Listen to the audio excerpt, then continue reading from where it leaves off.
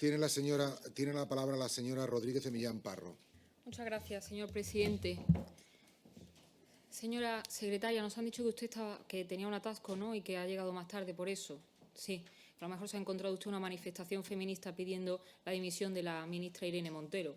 Mire, señora, hoy es 1 de diciembre, son las 13:47 y usted sigue siendo secretaria de Estado y la ministra sigue siendo ministra de Igualdad, cuando ustedes tenían que haber dimitido ya por el estropicio de ley que ustedes han aprobado, que ha permitido la puesta en libertad de delincuentes sexuales y de la rebaja de las penas a agresores sexuales.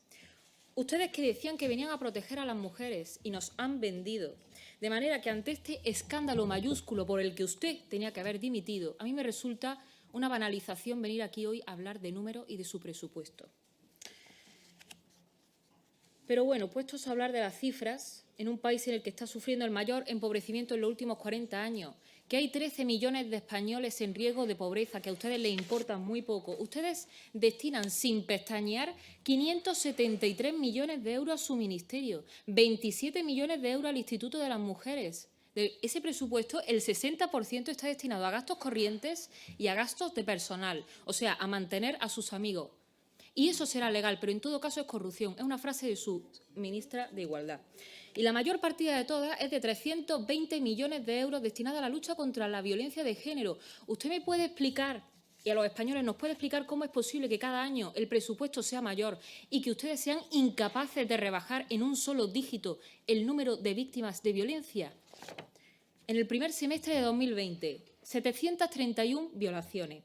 Mismo periodo de 2021, 955 violaciones. Mismo periodo de este año, 1.211 violaciones. ¿Nos lo puede explicar? ¿Qué explicación tiene esto, más allá de su ineptitud?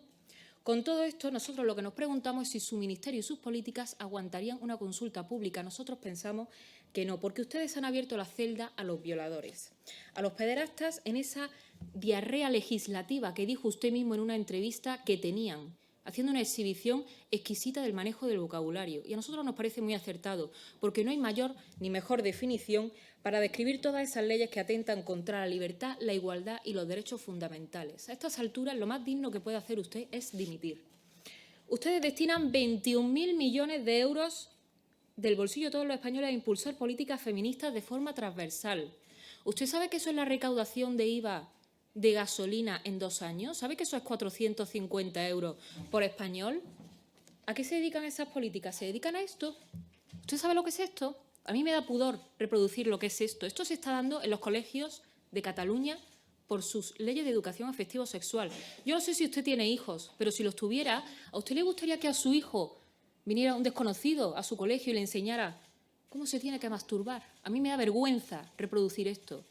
A esto es a lo que se dedican ustedes. ¿A usted le parece bien que el dinero de todos los españoles se dedique a esta asquerosidad? Sí, asquerosidad. Teniendo en cuenta que el presupuesto tiene que reflejar las prioridades de un gobierno y de un ministerio, la verdad es que es bastante fidedigno, porque sus prioridades son la de la propaganda, la hipersexualización de los menores, esto raya la corrupción de menores. Sí, sí, la pedofilia y la pederastia. Y termino. Por favor. Coincido plenamente en aquello que dijo usted en esa misma entrevista, que gente como usted normalmente no llega a los gobiernos. Y efectivamente, desde luego que ustedes no son dignos de estar en ningún gobierno de un país democrático como el nuestro. Háganse un favor y dimitan. Y háganoslo también a todos los españoles. Muchas gracias. Muchas gracias, señora Rodríguez de Millán. Muchísimas gracias, presidente, y muchísimas gracias a todos los portavoces por la gestión de los tiempos. Miren, yo sé que hay una parte de teatralidad siempre en el Parlamento y yo también he sido diputada y hay una parte que tiene que ver con conseguir que algunos mensajes salgan de estas paredes porque las comisiones de presupuestos, desgraciadamente, no le llegan a la ciudadanía. Pero ni los golpes en la mesa, ni las provocaciones, ni los insultos, ni levantar el cuello como pidiendo guerra, nada de eso va a mover a este Gobierno de la posición que defendemos con firmeza. Y es que estos presupuestos van de cosas tan importantes como que una mujer a la que acaban de violar pueda llamar a la Policía Nacional y haya una unidad como la UFAM, con policías nacionales espectaculares que sepan cómo reaccionar. Que haya protocolos en los hospitales públicos para poder recoger las muestras y guardarlas en neveras para cuando esas mujeres puedan poner denuncias. Que haya un teléfono como el 016 en el que tienes atención psicológica 24 horas si te acaban de violar. Y quiero recordarles, señorías, porque a veces con los golpes en la mesa y con las voces que dan y con las risas y con el aplaudirse entre la extrema y la ultraderecha, se olvidan ustedes de que ustedes también representan a las víctimas de violencia machista. Ustedes también. Y en cada reproducción que hacen de la violencia que se sufre, lo único que están haciendo es normalizar que en el Parlamento nos comportemos todos como hooligans.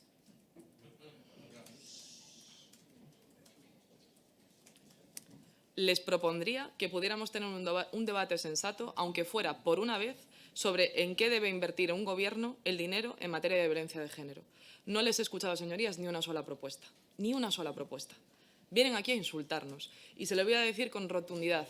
Me da igual los carteles que me saquen, las voces que me den, las veces que se rían de mí. Me da exactamente igual.